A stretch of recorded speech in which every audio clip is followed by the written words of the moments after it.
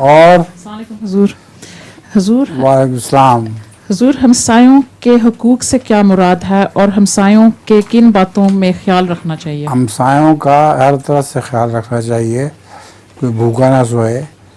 اگر تم لوگ کھانا کھا رہے ہو اور ہمسایہ بھوکا ہو تو اس کا گناہ ہوتا ہے. اس لیے رسول اللہ صلی اللہ علیہ وسلم نے ہمسایہ کے حقوق کے بہت تاکید فرمائی ہے. مگر آپ کے نزدیک تو ہمسایہ بہت دور تک چلتا تھا. 70 کو تک بھی ہمسایہ ہوتا تھا. تو آپ یہاں تو نہیں کر سکتی کیونکہ یہاں غربت نہیں ہے، مگر ہو سکتا ہو خیال رکھنا چاہیے.